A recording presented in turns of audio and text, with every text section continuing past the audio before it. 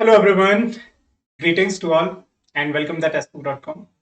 मेरा नाम है शिव तिवारी और स्वागत करता हूं आप सभी का टेक्स्टबुक के ऑफिशियल प्लेटफॉर्म पर। तो दोस्तों, आप सभी को मालूम है कि DFCCIL का 23 अगस्त को एग्जाम होने वाला है, जिसमें आपका जनरल अवेयरनेस का सेक्शन ऑलरेडी आने वाला है CBT 1 में।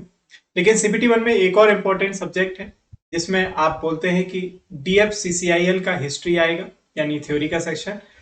तो DFC का जो भी थ्योरी का पार्ट है, DFCCIL को पहले हम लोग DFC के नाम से भी जानते थे, कॉर्पोरेशन ऑफ इंडिया लिमिटेड बाद में जुड़ा। और दूसरा जो भारतीय रेलवे है उसका पूरा इतिहास आने वाला है, जो कि CBT 1 में 10 मार्क का और CBT 2 में 24 मार्क का है। तो उसको पूरा हम लोग आज के सेशन में कवर करने जाएंगे और इसके लिए पूरा का पूरा मैंने एक बेहतरीन थ्योरी का सेक्शन स्टार्ट किया है। कल ऑलरेडी इसका एक पार्ट अपलोड किया जा चुका है, आज हम लोग इसका सेकेंड पार्ट अपलोड करने जाएंगे दोस्तों। ठीक है, तो सेशन की शुरुआत करते हैं। बाकी इसकी जो PDF है वो मिल जाएगी आपको मेरे टेलीग्राम ग्रुप पर। तो आप में से जितने भी लोगों ने इसको ज्वाइन नहीं किया है, सभी से रिक्वेस्ट है कि इसको जरूर ज्वाइन कर लीजिएगा। आपको सारे अपडेट बिल्कुल यहाँ पर ही लगातार मिलते रहेंगे दोस्तों। ठीक है, और बाकी आप डेली मुझे मॉर्निंग 11 AM पर ज्वाइन कर सकते हैं यूट्यूब पर, और 1 PM पर भी ज्वाइन कर सकते हैं दोस्तों। और ये जो सेशन है आपका 6 PM पर रेगुलर होता है। तो ये 3 YT पर सेशन होते हैं और एक होती है आपकी मास्टर क्लास जो डेली होती है 3 PM पर टेक्स्ट बुक एप्लीकेशन पर। तो इस पे भी जुड़ सकते हैं। और बाकी बिल्कुल आप अपनी तैयारी के लिए जुड़ सकते हैं हमारे सुपर कोचिंग कोर्सेज के साथ। तो इस समय सारे super coaching courses going on है, लाइव है, तो आप जुड़ जाएं इनके साथ। और जिसने अभी भी एनरोल नहीं किया हुआ है तो आज भी आपके पास एनरोल करने का मौका है। और जी हाँ, बिल्कुल आप यूज कर सकते हैं coupon code SHIVKT to get the maximum discount. तो आज भी 90% का डिस्काउंट ऑलरेडी आपको चल रहा है, साथ में 50% की एक्स्ट्रा वैलिडिटी भी है। तो सारे कोर्सेस लीस्ट प्राइस में अवेलेबल। तो चलिए शुरुआत करते हैं सेशन को। कल हम लोगों ने इसके बारे में थोड़ी बहुत जानकारी यानी कि थोड़ी बहुत डिटेल पढ़ी हुई थी कि DFC कब आया और किस तरीके से इसको स्थापित किया गया, और आखिर इसको स्थापित करने के पीछे कारण क्या था, यानी कि क्या ऐसी वजह थी जिससे हमको DFC को स्थापित करना पड़ा। ठीक है, तो इसके पीछे जो रीजंस वगैरह थे वो हम लोगों ने देखे थे। अब उसको हम लोग और डिटेल में पढ़ने जाएंगे। ठीक है, कई बार इसको पूछा जाता है, जो हिंदी के बच्चे हैं वो बड़े कंफ्यूज हो जाते हैं। इसका जो फुल फॉर्म है, देखो मैंने आपको ऑलरेडी बताया कि इसका जो पुराना नाम था वो DFC था, डेडिकेटेड फ्रेट कॉरिडोर। यानी कि ऐसी ट्रेन है जो पूरी तरीके से माल की ढुलाई के लिए समर्पित की गई है, उनको डेडिकेटेड फ्रेट हम लोग कॉरिडोर ट्रेन बोलते हैं, है ना। और ये जो उनको हम लोग फ्रेट ट्रेन बोलते हैं। ठीक है, अच्छा, ये ट्रेन है जिस मार्ग पर चलती है, यानी कि सिर्फ मालगाड़ी के लिए जो डेडिकेटेड गलियारे बनाए गए हैं, रास्ते बनाए हैं, उस पर कोई भी आपकी पैसेंजर ट्रेन कोई भी नहीं जाएगी, शताब्दी राजधानी कोई भी नहीं जाएगी, सिर्फ और सिर्फ मालगाड़ी चलेगी। उसको उसको हम लोग डेडिकेटेड फ्रेट कॉरिडोर बोलते हैं। ठीक है, तो आपको मालूम है कि देश की तरक्की में, हमारे देश की रेवेन्यू में इन फ्रेट ट्रेन का बहुत बड़ा योगदान है। और ये फ्रेट ट्रेन जितनी गतिमान अवस्था में चलेंगी, जितनी हाई स्पीड के साथ चलेंगी, जितना इनको बिना रोके हुए आगे बढ़ाया जाएगा, चलाया जाएगा, जितने बेहतरीन रूट्स हो जाएंगे, उतना बेहतर हमारी देश की इकोनॉमी में, अर्थव्यवस्था में बूस्टअप मिलेगा। अगर आपने ये 15 अगस्त का कल का स्पीच सुना हो तो प्रधानमंत्री नरेंद्र मोदी जी ने भी इस बात को मेंशन किया कि अंग्रेजों के द्वारा जो भारत में रेलवे सिस्टम बनाया गया, उसने हमारे देश की अर्थव्यवस्था में एक बहुत इंपॉर्टेंट और अहम रोल निभाया है। हमारे देश में जो सबसे पहली ट्रेन है वो फ्रेट ट्रेन ही चलाई गई थी 1837 में। जो बाद में पैसेंजर ट्रेन है वो 1853, वो तो बाद में बच चलाई गई। ठीक है, तो पैसेंजर जो ट्रेनें होती हैं वो तो कभी कभी लॉस में भी जाती हैं, लेकिन जो सबसे ज्यादा प्रॉफिट में रहती हैं, देश की अर्थव्यवस्था के लिए सबसे ज्यादा इंपॉर्टेंट रोल प्ले करती है, वो कौन सी है? Freight train. और इन्हीं फ्रेट ट्रेन के लिए, मालगाड़ियों के लिए जो डेडिकेटेड गलियारे हैं, रूट है, वो आपके फ्रेट कॉरिडोर कहलाते हैं। ठीक है, तो DFCCIL को हम लोग पहले क्या बोला करते थे? Dedicated freight corridor. बाद में इसमें corporation of India limited add हुआ, और ये कॉर्पोरेशन ऑफ इंडिया जो लिमिटेड है, ये कंपनी जो है, ये कंपनी एक्ट 1956 के तहत रजिस्टर है, जो मैंने आपको बोला था कि वर्तमान में अमेंडेड होकर के 2013 हो चुका है। और इसकी स्थापना कब हुई थी? 30 अक्टूबर 2006 में।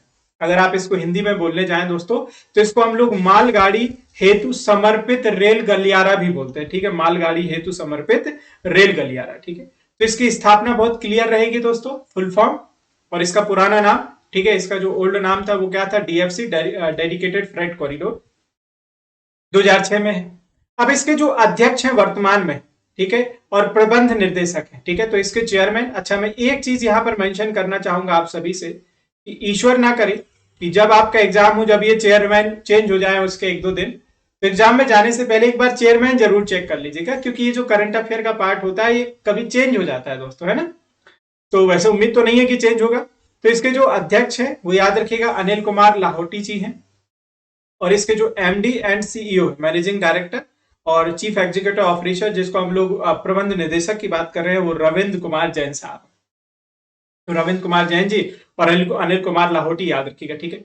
मुख्यालय कई बार पूछा जाता है नई दिल्ली में है, लेकिन अगर आपको पूछा गया कि नई दिल्ली में कहां पर है, तो दोस्तों याद रखिएगा प्रगति मैदान। तो मुख्यालय नई दिल्ली में प्रगति मैदान पर। रविंद्र कुमार जैन साहब जिसके हैं प्रबंध निदेशक एमडी एंड सीईओ, और अनिल कुमार जो लाहौटी हैं वो इसके चेयरमैन है, और स्थापना 2006 30 अक्टूबर, ठीक है। 30 अक्टूबर याद रखिएगा, बहुत इंपॉर्टेंट। ऑलरेडी मैंने आपको बताया कि इसका जो पुराना नाम है इसको हम लोग क्या बोलते हैं, डीएफसी बोलते हैं, और डीएफसी का फुल फॉर्म क्या है, डेडिकेटेड फ्रेट कॉरिडोर, ठीक है, डेडिकेटेड फ्रेट कॉरिडोर। और फिर बाद में सीआईएल ऐड हो गया, यानी कि corporation of India limited add हो गया दोस्तों, ठीक है। तो ये जो लिमिटेड कंपनी, वो आपको मालूम है कि आपकी जो रजिस्टर्ड है वो किसके तहत रजिस्टर्ड है, कंपनी एक्ट 1956 के तहत रजिस्टर्ड है, जो अपडेट होकर के आपका 2013 हो चुका है, ठीक है। चलिए अब इसी में और एडिशनल फैक्ट हम लोग देखते हैं जो एग्जाम के लिए इंपॉर्टेंट है।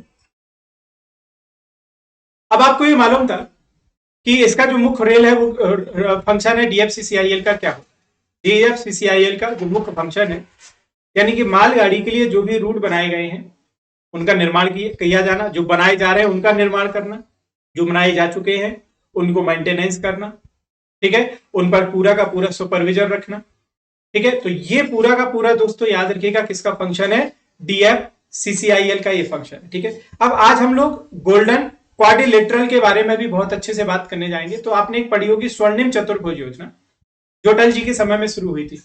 तो जिस तरीके से ये 4 बड़े शहरों को कनेक्ट किया गया, आपको मालूम होगा कि जो 4 बड़े शहर कनेक्ट किए गए स्वर्णिम चतुर्भुज योजना के तहत, जिसमें दिल्ली है, मुंबई है, चेन्नई है और कोलकाता, इसी तरीके से इनके बिल्कुल पैरेलल ये तो रोड नेटवर्क था, ठीक है। तो जिस तरीके से आपका ये स्वर्णिम चतुर्भुज योजना, उसी तरीके से याद रखिएगा गोल्डन क्वाड्रिलेटरल एक फ्रेट कॉरिडोर बनाया जा रहा है, ठीक है। इसका नाम क्या होगा, GQFC, गोल्डन, ठीक है, याद रखिएगा क्वाड्रिलेटरल फ्रेट कॉरिडोर, ठीक है।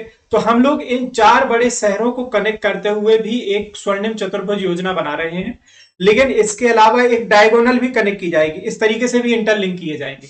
और उसको लिंक करने का सबसे बड़ा कारण यह है क्योंकि ये जितने भी आपके महानगर हैं, दिल्ली, मुंबई, चेन्नई और कोलकाता, ये भारत की आप कह सकते हैं कि मेन सेंटर के तौर पर, इकोनॉमिक सेंटर के तौर पर ऑपरेट होते हैं। और पूरे भारत का जितना भी ट्रेड है, ठीक है, जितने भी मालगाड़ी की धुलाई है, उसमें से सबसे अधिक जो मालगाड़ी की धुलाई है वो आपके धुलाई जो है इन्हीं कितने से होती है, 4 शहरों से होती है, ठीक है। तो उसके बारे में पूरा डिटेल में हम लोग जाएंगे, बट आगे सबसे पहले जो भी इंपॉर्टेंट फैक्ट है उनको यहाँ पर देखने का और समझने का प्रयास करते हैं, ठीक है। उम्मीद करता हूं कि यहां तक तो सभी को सब कुछ क्लियर था। तो पिछले लेक्चर में मैं सारी चीजें आपको यहां तक पूरी एक्सप्लेन कर चुका था दोस्तों, ठीक है। डीएफसी के बारे में पूरा बता चुका था कि इसका जो फंक्शन था वो क्या था। तो इसका जो मेन फंक्शन है वो यही है, सेफ्टी को बेहतर करना, ठीक है, मेंटेनेंस वगैरह बेहतर करना, जो मतलब फ्रेट ट्रेन है उनके लिए गलियारों का निर्माण करना, ठीक है, और मोबिलिटी को प्रॉपर तरीके से देखना। क्योंकि आज के समय में ये जो फ्रेट ट्रेन है ये मोबिलिटी का सबसे चीपर साधन, मतलब सबसे सस्ता साधन देखी जा रही है। बाकी और भी बहुत सारे साधन है बट वो कॉस्टली पड़ते हैं, ठीक है, वो इस समय कॉस्टली पड़ते हैं। तो आई होप कि इतना पार्ट क्लियर हो चुका होगा, ठीक है। और स्थापना वगैरह जो है वो ऑलरेडी मैंने करा दी है, तो अब इसमें ज्यादा टाइम देने की जरूरत नहीं है। मिनिस्ट्री ऑफ रेलवे के अंडर आता है, ये पूरा आपका पूरा पार्ट आप कर चुके हैं, ठीक है। अब देखिए जरा हम लोग इसके बारे में और एडिशनल चीजों के बारे में देखते हैं, ठीक है। कल अगर आपको याद हो तो आपने पढ़ा था कि इसके कितने गलियारे हैं। तो इसके हमने 2 गलियारे पढ़े थे, एक वेस्टर्न कॉरिडोर और एक ईस्टर्न कॉरिडोर। अब उसको पूरा डिटेल में पढ़ने जाएंगे, ठीक है, उसको पूरा डिटेल में हम लोग पढ़ेंगे। तो ये जो डेडिकेटेड फ्रेट कॉरिडोर है, इसके वर्तमान में 2 मार्ग हैं। 2021 और 22 के बजट में भी नए मार्ग प्रस्तावित किए गए, वो कौन कौन से उनको भी देखेंगे। लेकिन सबसे पहले इसके याद रखिएगा 2 मार्ग हैं। एक है आपका पूर्वी गलियारा ईस्टर्न कॉरिडोर, और दूसरा है आपका कौन सा, पश्चिमी कॉरिडोर, यानी कि वेस्टर्न कॉरिडोर, ठीक है। तो वेस्टर्न कॉरिडोर, पश्चिमी गलियारा, और ये हो गया कौन सा, वेस्टर्न वाला, ये वाला, और ये कौन सा हो गया, ईस्टर्न वाला, ठीक है। तो 2 गलियारे हैं। अगर हम लोग ईस्टर्न गलियारे की बात करने जाएं तो याद रखिएगा ये दादरी कहाँ पे पड़ता है, यूपी में, ठीक है। तो दादर अलग है जो आपका पड़ता है महाराष्ट्र में, दादर मुंबई में दादरी है। दादरी यूपी से लेकर के जवाहरलाल नेहरू पोर्ट तक जाता है, कहां तक, जिसको हम लोग एक और नाम देते हैं, कई बार ये एग्जाम में पूछा जाता है, इसको नाहवा सावा के नाम से भी जाना जाता है दोस्तों, ठीक है। तो काफी इंपॉर्टेंट है, आपने पढ़ा होगा JN port, Jawaharlal Nehru port, बहुत ही पुराना है, ये ओल्डेस्ट पोर्ट में से काउंट होता है।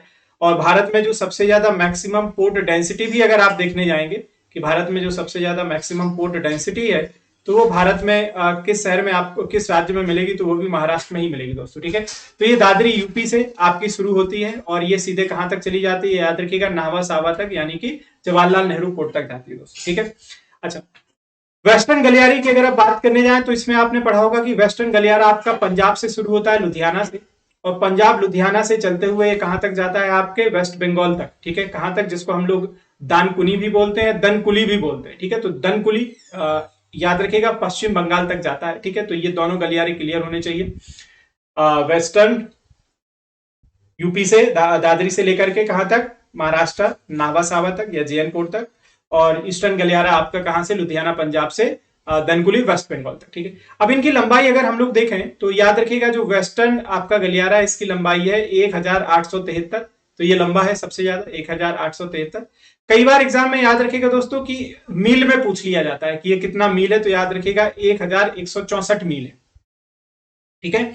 और जब हम लोग ईस्टर्न की बात करते हैं दोस्तों तो ये कितना है, 1504 किलोमीटर, यानी कि मील में बात करने जाए तो 935, ठीक है। तो ये याद रखिएगा 1837 और दूसरा कौन सा है 1504। तो अब इसमें 1837 ये लगभग के आसपास है, ठीक है। याद रखिएगा ये लगभग के आसपास है, ये जो आपने डाटा है इसमें थोड़ा बहुत वेरिएशन भी आपको मिल जाएगा, क्योंकि ये लगभग के आसपास का डाटा है, ठीक है। क्योंकि अभी हाल ही में जो नए फेज बन रहे हैं उसका भी डाटा ऑलरेडी साइट पर अपलोड किया जा रहा है, ठीक है। तो लगभग के आसपास ये जो डाटा मैंने लिखा, ये दोनों के याद रखिएगा, वेस्टर्न के और ईस्टर्न के। बजट के बाद से नए गलियारे जुड़ रहे हैं और अब और भी इनकी लिंक लाइन है वो भी कनेक्ट की जा रही है, तो उसकी वजह से थोड़ा बहुत डाटा आपको चेंजेस मिल सकता है, ठीक है। तो आई होप कि ये जो फिगर है ये आप देख पा रहे होंगे, मैं इसको थोड़ा सा एक बार और जूम करके दिखा देता हूं। तो ईस्टर्न कॉरिडोर है, लुधियाना से मिल जाएगा कहां तक आपका, ये हाँ दनकुली, याद रखिएगा वेस्ट बंगाल तक, ठीक है। तो ये पूरा तरीके से लुधियाना, अंबाला, सहारनपुर, मेरठ, खुर्जा, टुंडला, कानपुर, इलाहाबाद, मुगलसराय, सोनगार, ठीक है। और ये अंडल, और दूसरा कौन सा है, गोमोह और दनकुनी, ठीक है। ये वेस्ट बंगाल तक। और वेस्टर्न गलियारा आपने पढ़ा कहां से, दादरी यूपी से, इस तरीके से ये वाला पार्ट, ठीक है। और ये रेवाड़ी, फुलेरा, अजमेर, मारवाड़, ठीक है, पालनपुर, महसाना, ठीक है, वडोदरा, सूरत, वलसाड और वसई रोड, और ये कौन सा है, जवाहरलाल नेहरू पोर्ट, यानी कि कौन सा है आपका नावा सावा तक, ठीक है। तो ये आपकी एग्जिस्टिंग लाइन है, यानी कि डीएफसी के बहुत ही पुराने हैं। अब ऑलरेडी नई लाइनें हैं जो चल रही हैं, और इसमें एक आपने पढ़ा होगा ट्रिपल पी, तो ये परचेजिंग पावर जो पब्लिक प्राइवेट पार्टनरशिप है, यहां से ही बन रहा है, कहां से, मुगलसराय से लेकर के दनकुली तक आपका एक पब्लिक प्राइवेट पार्टनरशिप, ठीक है, यानी कि प्राइवेट कंपनियों के सहयोग से भी ये बनाया जा रहा है, ठीक है। चलिए अब इसमें अगला देखें। अब डीएफसी की अगर हम लोग बात करने जाएंगे तो ये आपने देखे कि ये जो दोनों गलियारे हैं, दोनों गलियारे मतलब किसके हम लोग बात कर रहे हैं, ईस्ट की, और दूसरा हम लोग बात कर रहे हैं किसके, वेस्ट की।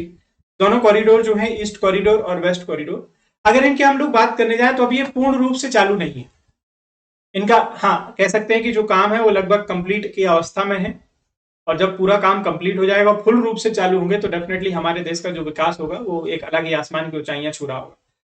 आपने देखा जो डेवलप्ड कंट्रीज है वहां पे एक्चुअली में वही है कि उनका जो फ्रेट कॉरिडोर है वो बहुत अच्छे हैं, और अपनी वो माल की सप्लाई बहुत आसानी से और चीप वे में कर पाते हैं, ठीक है। और अभी हमारे देश में कनेक्टिविटी प्रॉपर तरीके से नहीं हो पाई, और हमारा ज्योग्राफिकल एरिया भी सभी जगह का अलग अलग डिफरेंट है। ईस्टर्न एरिया का तो बिल्कुल और डिफरेंट है, ठीक है। तो अभी सरकार धीरे धीरे कनेक्टिविटी को बेहतर कर रही है, बहुत सारे हाईवेज, एक्सप्रेसवेज आपको मालूम है बनाए जा रहे हैं, बहुत सारी टनल्स का निर्माण हो रहा है, तो इस समय कनेक्टिविटी अच्छी करने का प्रयास किया जाए, और जितना रोड नेटवर्क अच्छा होगा, कनेक्टिविटी ट्रांसपोर्ट अच्छा होगा, उतना ही ज्यादा आपकी इकोनॉमी को बूस्ट अप मिलेगा। तो दोनों के दोनों जो गलियारे हैं अभी ये याद रखिएगा आंशिक रूप से चालू है, पूर्ण रूप से चालू नहीं है, बट हाँ आगे आने वाले समय में ये पूर्ण रूप से चालू हो जाएंगे, ठीक है। और दोनों गलियारों की अगर हम लोग बात करने जाए तो जो कुल लंबाई है याद रखिएगा 2030 मील के आसपास है, 2030 मील के आसपास है, ठीक है। तो काफी इंपॉर्टेंट रहेगा। अच्छा, अब देखो हम लोग फेज 1 और फेज 2 के बारे में पूरा डिटेल में हम लोग देखते हैं, ठीक है, कि किस तरीके से है। पहले तो आई होप कि आपको वेस्टर्न गलियारा पता चल गया होगा, तो किस तरीके से है, ठीक है। तो वेस्टर्न गलियारा याद रखिएगा और ईस्टर्न गलियारा याद रखिएगा। तो ये जो वेस्टर्न गलियारा है वो आई होप की क्लियर हो चुका होगा, और ईस्टर्न गलियारा आपका क्लियर हो चुका होगा। ठीक है, तो ये दादरी यूपी से लेकर के कहां तक चला जाता है, आपके जेएन पोर्ट तक चला जाता है, जो है वेस्टर्न, और ईस्टर्न चला जाता है लुधियाना पंजाब से लेकर के कहां तक चला जाता है दोस्तों, दनकुनी तक। ठीक है, तो ये आपको इतना क्लियर हो चुका है। ठीक है, चलिए अच्छा, अब देखिए सर, अब ये बोल रहा है कि 2021 और जो 22 का बजट था, ठीक है, अभी तो आपको मालूम है कि हमारा जो रेलवे बजट है अब सेपरेट नहीं, एक साथ ही रिप्रेजेंट होता है। 1921 में अगर आपको, या 1924 और 25 के आसपास आपने पढ़ा होगा, एक्चुअली में इसको यूनियन बजट से अलग कर दिया गया था। एक कमीशन आपने पढ़ा होगा, इस समय मुझे नाम याद नहीं आ रहा है। ठीक है, तो एक कमीशन के रिकमेंडेशन के आधार पर 1924 और 25 में इसको अलग किया गया था, और फिर बाद में आपने पढ़ा होगा कि 2016 में फिर से इसको मर्ज कर दिया गया है, किसके साथ, रेलवे बजट के साथ। ठीक है, तो अगर प्लीज गाइज, अगर आपको इसका नाम याद आता है, मेरे जस्ट माइंड से अभी ये गायब हो गया, आता है तो मैं बिल्कुल आपको बता दूंगा दोस्तों। ठीक है, 1916 में फिर से इसको मर्ज कर दिया गया है। ठीक है, तो ये जो 21 और 22 का बजट था 2021 का, इसमें आपके 3 नए गलियारों की घोषणा की गई। अगर ये कभी सवाल में आएगा कि कितने नए कॉरिडोर हैं जिनको प्रस्तावित किया गया बजट में, तो कितने, 3, या 3 नए गलियारे प्रस्तावित किए गए हैं कौन से बजट के, तो 2021 और 22 के। एक है कौन सा, याद रखिएगा, ईस्ट वेस्टर्न है, एक है ईस्ट वेस्ट कॉरिडोर है। ठीक है, ईस्ट वेस्ट कॉरिडोर है जो दनकुली वेस्ट बंगाल से होते हुए भुसावल महाराष्ट्र तक जाएगा। ठीक है, दूसरा जो गलियारा है, याद रखिएगा, इसको हमने क्या बोला है, नॉर्थ साउथ। ठीक है, नॉर्थ साउथ गलियारा, और ये आपके विजयवाड़ा आंध्र प्रदेश से इटारसी मध्य प्रदेश तक। ठीक है, इटारसी मध्य प्रदेश मतलब नॉर्थ वाला, और साउथ वाला विजयवाड़ा आंध्र प्रदेश हो गया। ठीक है, तीसरा जो गलियारा है, इसको आप कह सकते हैं कोस्टर्न है, मतलब जो तटीय वाला एरिया है। तो आपको मालूम है कि तटीय वाला एरिया ये रहेगा। ठीक है, ये वाला पूरा तटीय होगा, ये वाला पूरा तटीय है, ये वाला पूरा तटीय है। तो वेस्टर्न कोस्ट और ईस्टर्न कोस्ट पाए जाते हैं हमारे देश में। तो ये याद रखिएगा, खड़गपुर वेस्ट बंगाल से लेकर के जाएगा कहां तक, विजयवाड़ा आंध्र प्रदेश तक। तो इन 3 नए गलियारों की घोषणा 2021 के बजट में की गई। एक पूर्वी पश्चिमी, दनकुली वेस्ट बंगाल से भुसावल महाराष्ट्र, उत्तर दक्षिण गलियारा इटारसी मध्य प्रदेश विजयवाड़ा से लेकर के कहां तक, आंध्र प्रदेश से मध्य प्रदेश तक, और पूर्वी तट का याद रखिएगा दोस्तों, खड़गपुर वेस्ट बंगाल से विजयवाड़ा आंध्र प्रदेश तक। ठीक है, तो 3 की घोषणा की गई। तो आई होप कि आप ये देख पा रहे होंगे कि उस समय की अनाउंसमेंट की एक छोटी सी मैंने इसमें क्लिप डाली हुई है। ठीक है, तो अभी आंध्र प्रदेश में आपके नए पोर्ट्स वगैरह डेवलप हुए हैं, और आंध्र प्रदेश को, जो आंध्र प्रदेश की कैपिटल है वो विशाखापत्तनम भी की जा रही है। तो नए नए पोर्ट्स बन रहे हैं आंध्र प्रदेश में, और previously estimated the DFC would help in handling the 300 to 350 metric ton of cargo by 2024। ठीक है, तो इन नए बंदरगाहों का डेवलप हो जाने की वजह से जो एक्सपोर्ट इंपोर्ट है, माल की आवाजाही में आसानी हो रही है, और माना जा रहा है कि जो हमारा डेडिकेटेड जो फ्रेट कॉरिडोर है, इसकी जो क्षमता है, ठीक है, माल की ढुलाई की, वो और भी बढ़ जाएगी। ठीक है, 2024-25 तक कितना अनुमान लेकर के चल रहे हैं, 300 से लेकर के 350 मीट्रिक टन तक। ठीक है, तो आई होप कि आप ये देख पा रहे होंगे, खड़गपुर वेस्ट बंगाल से लेकर के हमने विजयवाड़ा कौन सा देख लिया, आंध्र प्रदेश तक। ठीक है, उसके बाद ये भुसावल और ये महाराष्ट्र वाला एरिया भी कवर होगा। ठीक है, और दूसरा कौन सा एरिया भी कवर हो जाएगा, इटारसी मध्य प्रदेश वाला भी एरिया कवर हो जाएगा। ठीक है, तो इस तरीके से हमारे सभी हैं, ईस्ट कोस्ट वाले भी हैं, और दूसरा आपने किसको भी देख लिया, हमारे नॉर्थ से लेकर के साउथ वाला भी पार्ट देख लिया। ठीक है, तो इटारसी से लेकर के आपने देख लिया कौन सा, ये विजय वाला पार्ट देख लिया। ठीक है, अच्छा, अब देखिए जरा, तो इसमें कॉरिडोर्स वगैरह हैं, ये बनाए जा रहे हैं। बोला गया है कि ईस्ट एक कोस्ट कॉरिडोर बनाया जाएगा 1115 का। ठीक है, दूसरा उन्होंने बोला है कि एक वेस्ट बंगाल, ये खड़गपुर से लेकर के कहां तक रहेगा, विजयवाड़ा तक। तो याद रखिएगा 115 ये रहेगा। ठीक है, मील का। और दूसरा बोल रहा है कि देखिए जरा कि ये कितना रहेगा, नॉर्थ साउथ कॉरिडोर बनाया जाएगा, जो विजयवाड़ा से लेकर के कहां तक जाएगा, नागपुर और इटारसी मध्य प्रदेश तक ये कनेक्ट करने वाला होगा। तो इसमें इटारसी मध्य प्रदेश, विजयवाड़ा पूरा जुड़ेगा, और नागपुर और भुसावल वाला एरिया जुड़ेगा, और ये कितना रहेगा, 975 किलोमीटर का रहेगा। ठीक है, अब इसमें ये बोला गया है कि ये जो टाइम है taken for transportation will also reduce. तो आज के समय में जो माल ढुलाई में समय लगता है उसमें कमी आएगी तो ईंधन की बचत होगी, समय की बचत होगी, और समय ईंधन दोनों ही बचाना बहुत जरूरी है। Will also reduce as freight train will run 100 kilometre per hour. तो ये तो बहुत अच्छी बात है दोस्तों, है ना। फ्रेट ट्रेन की स्पीड जितनी बढ़ेगी, माल की ढुलाई उतनी कम समय में आसानी से हो पाएगी, यानी कि हम लोग कम समय में सप्लाई की आपूर्ति कर पाएंगे, ठीक है। और तो ये रूट्स के बन जाने से आगे आने वाले समय में डेफिनेटली जो आपके फ्रेट कॉरिडोर है, इसमें जो आपकी गाड़ियां हैं ये बहुत ही स्पीड के साथ चलने वाली है दोस्तों, ठीक है। तो ये काफी इंपॉर्टेंट होने वाला है, इसको जरूर पढ़ के चले जाएगा कि ये दोनों के दोनों जो हमारे नए हैं 115 किलोमीटर, आई होप की में भी यहाँ पर मिसिंग है कुछ पॉइंट, ठीक है। तो ये याद रखिएगा 115 किलोमीटर है दोस्तों, ठीक है, ये प्रोजेक्ट रहेगा। और इसकी जो कॉस्ट मानी जा रही है लगभग 40,000 करोड़ मानी जा रही है दोस्तों, ठीक है। और ये जो होगा ये इनकी जो मतलब पर आवर से लेकर के 70 से 80 माना जा रहा है कि मानी जाएगी, ऑन एवरेज लगभग 100 तक पहुंचाने का काम किया जाएगा, ठीक है। वर्तमान में अभी आपकी 20 से 30 है, तो ये पढ़ना बहुत जरूरी है, ठीक है। और ये जो प्रोजेक्ट है ये लगातार डिलेड हो रहा है, क्योंकि ये ऑलरेडी कोविड के समय में लॉन्च किया, उससे पहले लॉन्च किया जा चुका था, बाद में कोविड आ गया, और उसके बाद तो फिर आपको मालूम है रफ्तार कितनी पीछे चली गई। लगभग आप ये मानिए कि देश की जो प्रगति है वो 10 साल पीछे चली गई दोस्तों, ठीक है। तो पूछा गया है कि दोस्तों कि इसको लगभग जो है आगे आने वाले समय में प्रॉपर तरीके से इंप्लीमेंट किया जाएगा। 2021 में इसकी घोषणा हुई है। The dedicated freight corridor will be designed in such a way that there will be no surface crossing और रेल फ्लाईओवर। तो इस तरीके से मतलब इनको डिजाइन किया जाएगा, इस तरीके से इनकी लोकेशंस की जो जगह है उसको सिलेक्ट किया जाएगा कि कोई सरफेस क्रॉसिंग भी ना हो, और किसी भी तरीके से याद रखिएगा मतलब जो है फ्लाई ओवर वगैरह ना बनाने पड़े, ठीक है। तो corridors is connected with Visakhapatnam, ठीक है, Gangavaram, Kakinada, Krishnapatnam and Machilipatnam ports in Andhra Pradesh. तो आपको ये मालूम है कि आंध्र प्रदेश में जो नए पोर्ट्स बने हुए हैं उनके नाम भी याद रखिएगा, विशाखापत्तनम, गंगावरम याद रखिएगा, काकीनाडा याद रखिएगा, ठीक है, और कृष्णापट्टनम याद रखिएगा, और दूसरा कौन सा है, हाँ, मछलीपट्टनम, ठीक है। तो ये इंपॉर्टेंट है, तो इन सभी पोर्ट्स के बारे में जरूर पढ़ के चले जाएगा, ठीक है। अच्छा, तो हमने पुराने दो जो गलियारे हैं ईस्ट और वेस्ट वो देख लिए, और हमने 3 जो नए प्रस्तावित हैं, नए आपके इस समय घोषणा की गई है 2021 में, वो भी देख लिए। अब इस समय जो नया प्रस्तावित है वो याद रखिएगा कौन सा है। तो डीएफसी के नए प्रस्तावित मार्ग हैं मडगांव गोवा से लेकर के चेन्नई तमिलनाडु तक, ठीक है। तो इसकी योजना के बारे में बोला जा रहा है कि आगे ये आएगा, प्रस्तावित आएगा। अब इसको सरकार कब तक इंप्लीमेंट करती है ये देखना होगा दोस्तों, ठीक है। अब डीएफसी के ये जितने भी गलियारे हैं, ठीक है, जितने भी हमने पढ़े, इन सभी की अगर टोटल लेंथ की बात करने जाए तो ये मानी जा रही है लगभग के आंकड़े हैं दोस्तों, क्योंकि इसमें लिंक वगैरह सब प्रोजेक्ट इंक्लूड होते हैं।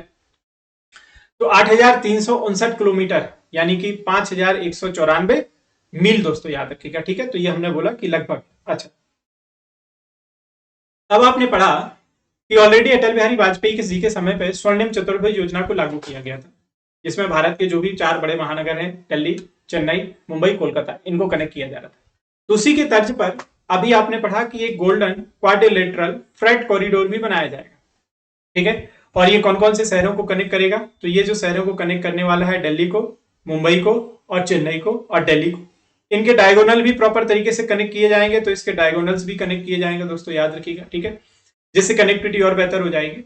और अगर हम लोग ये देखें दोस्तों तो याद रखिएगा जो भी हमारा टोटल माल की ढुलाई होती है मतलब इन फ्रेट ट्रेन की मदद से, उसका लगभग 55% जो है वो इन्हीं शहरों से ही होता है। तो अगर इसको निर्माण को पूरा कर लिया गया तो डेफिनेटली ये एक बहुत ही आप कह सकते हैं ड्रास्टिक चेंज लेकर के आएगा हमारी देश की अर्थव्यवस्था में दोस्तों, ठीक है। तो ये याद रहेगा सभी को, काफी इंपॉर्टेंट है। और ये गोल्डन क्वाड्रिलेटरल के बारे में ऑलरेडी मैंने बताया कि ये किस तरीके से कनेक्ट होगा, एक दिल्ली से चेन्नई, ठीक है, और मुंबई हावड़ा, ठीक है। कुल मार्ग की लंबाई लगभग 10,122 किलोमीटर होगी, जिसमें 16% मार्ग शामिल है, जिसमें 52% से अधिक यात्री यातायात और 58% राजस्व अर्जित करने वाले इंडियन रेलवे का माल यातायात शामिल है, ठीक है। तो ये आगे आने वाले समय में आप कह सकते हैं कि बहुत ही बेनिफिशियल होगा, ठीक है, बहुत ही बेनिफिशियल होगा। और अब देखते हैं कि सरकार इसको कब तक अचीव करती है दोस्तों, ठीक है। तो याद रखिएगा इसमें से लगभग 52% यात्री यातायात शामिल भी होगा, और लगभग 58% जो होगा राजस्व जो है अर्जित करने वाला आपका इंडियन रेलवे का ये रूट रहने वाला होगा मालगाड़ी से, ठीक है। और टोटल इसकी लंबाई जो लगभग होगी वो कितनी होने वाली होगी, 10,122 किलोमीटर दोस्तों, ठीक है। तो गोल्डन क्वाड्रिलेटरल के बारे में जरूर पढ़ के जाइएगा, काफी इंपॉर्टेंट है। इसमें मुंबई, चेन्नई, कोलकाता, ठीक है, और आपका कौन सा इंक्लूड होने वाला है, दिल्ली इंक्लूड होने वाला है, ठीक है। कोलकाता की जगह आप हावड़ा भी कह सकते हैं, ठीक है। तो ये 4 आपकी लोकेशंस इसमें होने वाली हैं, और कुल लंबाई हमने देख ली 10,122, और किस तरीके से परसेंटाइल होने वाला है, जिसमें 16% याद रखिएगा मार्क शामिल है, और जिसमें यात्री वाला 52% और जो माल ढुलाई वाला है वो कितना 58% राजस्व शामिल होगा। ठीक है, तो दिल्ली और चेन्नई को इस तरीके से प्रॉपर तरीके से कनेक्ट किया जाएगा। ये वाला पार्ट जो दिल्ली और चेन्नई वाला है, ठीक है, ये जुड़ेगा। और दूसरा आपने देखा मुंबई से लेकर के कहां तक, हावड़ा वाला भी जुड़ने वाला है। ठीक है, दिल्ली से चेन्नई और मुंबई से लेकर के हावड़ा, तो इस तरीके से ये कनेक्ट होने वाले हैं डायगोनल्स। ठीक है, तो इस तरीके से डायगोनल कनेक्ट होने वाले। चलिए, वेरी गुड। तो डायगोनल कनेक्टिविटी इस तरीके से हो गई। ठीक है, दिल्ली से चेन्नई और मुंबई से हावड़ा या कोलकाता। ठीक है, अच्छा, पूछा गया था existing trunk route of Howrah Delhi on the eastern corridor of Mumbai Delhi and western corridor were highly saturated, line capacity utilisation varying between 115% से 150%। अब जो ऑलरेडी हमारे पास वर्तमान में कॉरिडोर बने हुए हैं, तो एक्चुअली में सैचुरेशन का मतलब है कि इसका जो इस्तेमाल है वो इसकी क्षमता से भी अधिक किया जा रहा है, क्योंकि बाकी हमारे पास रूट्स है ही नहीं। तो जितनी भी आपकी गाड़ियां हैं माल ढुलाई की, ट्रेन जो हमारी मालगाड़ियां, वो सब इन्हीं से होकर के गुजरती हैं, तो इन पे भी बर्डन कम करने की जरूरत है। तो इसलिए डायगोनल कॉरिडोर प्रॉपर तरीके से बनाए जाएंगे, और हमारे देश की जो इस माल ढुलाई की क्षमता में उसमें भी प्रॉपर तरीके से वृद्धि की जाएगी दोस्तों। ठीक है, अच्छा, अब अगर हम लोग इस फ्रेट ट्रैफिक की बात करने जाए तो जरा देखिएगा कि railway lost the share in freight traffic from 38% from 83%, जो लगभग 1950 और 51 में हुआ करता था, कितना 35%, याद रखिएगा, इन 2011 एंड 12। ठीक है, तो याद रखिएगा रेलवे का जो आप कह सकते हैं माल ढुलाई में रेलवे की जो हिस्सेदारी है 1950 और 51 में 83% हुआ करती थी, और अब ये घट करके 2011 और 12 तक, ठीक है, जो हमारा जीडीपी का बेस ईयर है, कितने परसेंट रह गई है, 35% रह गई है। ठीक है, भारतीय अर्थव्यवस्था की वृद्धि ने माल परिवहन की अतिरिक्त क्षमता की मांग पैदा की है, और भविष्य में इसके और भी मांग बढ़ने की संभावना है। तो आपको मालूम है कि हमारे देश में जनसंख्या भी लगातार बढ़ रही है ना, और रोड नेटवर्क में भी लगातार वृद्धि हो रही है। आपके जो एयरपोर्ट्स हैं वो भी लगातार बनाए जा रहे हैं, अब तो आपके ग्रीनफील्ड एयरपोर्ट भी डेवलप किए जा रहे हैं। तो हमारे देश की इकोनॉमी में लगातार एकदम बूस्टअप देखने को मिल रहा है, और जिस तरीके से इकोनॉमी बढ़ रही है तो उस तरीके से चीजों को एक्सपोर्ट और इंपोर्ट भी किया जा रहा है, मांग और सप्लाई को पूरा मेंटेन करने के लिए। तो क्लियर सी बात है कि हमें फ्रेट ट्रेनों की भी जरूरत पड़ेगी, और इसके लिए नए नए गलियारों को बनाना पड़ेगा दोस्तों। ठीक है, इस बढ़ती मांग के कारण पूर्वी और पश्चिमी मार्गों पर समर्पित माल ढुलाई गलियारों की परिकल्पना की गई। तो ये आपको मालूम होगा कि क्यों इसको डिजाइन किया गया था, क्योंकि सो दैट हम लोग डिमांड और सप्लाई को पूरी तरीके से मेंटेन कर सकें। अच्छा, रेल मंत्री ने 2005 और 6 का जो रेल बजट है पेश करते हुए संसद में एक ऐतिहासिक घोषणा की थी, जो डीएफसी कॉरिडोर के निर्माण को लेकर के थी। ठीक है, तो डीएफसी आपने पढ़ा कि फिर बाद में कब आ जाता है, 30 अक्टूबर कब आ जाता है आपका 2006 में आ जाता है। ठीक है, तो उस समय ये फाइनेंस मिनिस्टर के द्वारा घोषणा की गई थी। तो पूछा जा रहा है अप्रैल 2005 में जापान और भारत शिखर बैठक में इस परियोजना पर चर्चा की गई। ये बहुत इंपॉर्टेंट होगा कि साथ में जो कंट्री था, किसके एसोसिएशन से डीएफसी का निर्माण किया गया, और गलियारों में भी इनकी मदद ली जा रही है। ठीक है, तो ये जी हाँ वही कंट्री है जापान, जिसने अभी हाल ही में चंद्रयान 3 में भी मदद की है, हमारे देश में बुलेट ट्रेन में भी ये मदद करने वाले हैं। तो भारत जापान शिखर बैठक में इस परियोजना पर चर्चा की गई। इसे जापान सरकार द्वारा समर्पित रेल माल गलियारों के व्यवहार्यता अध्ययन और संभावित वित्त पोषण के लिए भारत और जापान के माननीय प्रधानमंत्रियों के बीच में हस्ताक्षर, सहयोग और घोषणा में शामिल किया गया। व्यवहार्यता अध्ययन रिपोर्ट अक्टूबर 2007 से रेल मंत्रालय को सौंपी गई दोस्तों। ठीक है, तो याद रखिएगा कि इसमें जो सबसे बड़ा एसोसिएशन है, यानी कि सबसे बड़ी जो हेल्प शामिल है, वो आपकी किसकी है, वो बहुत क्लियर हो जाना चाहिए। दैट इज जी हाँ, याद रखिएगा ये है आपके किसके, जापान के दोस्तों। ठीक है, तो अब इसका आगे वाला जो पार्ट है कि अभी वर्तमान में ट्रेन कितनी हमारी किस स्पीड में चल रही है, इसका मैंने एक डाटा दिया है, अगर आप चाहें तो थोड़ा बहुत देख सकते हैं, अदरवाइज वैसा कुछ इंपॉर्टेंट है नहीं। तो डीएफसी से जुड़ा हुआ लगभग जितना भी अपडेट था वो हम लोगों ने कवर कर लिया है। कल हम लोग, याद रखिएगा, अब भारतीय रेलवे का पूरा जो पार्ट है वो कवर करने जाएंगे दोस्तों। ठीक है, तो उसके लिए तैयार रहिए, और बाकी इसकी जो पीडीएफ है वो टेलीग्राम ग्रुप पे मिल जाएगा, तो जितने लोगों ने ज्वाइन नहीं किया उसको ज्वाइन कर लीजिएगा।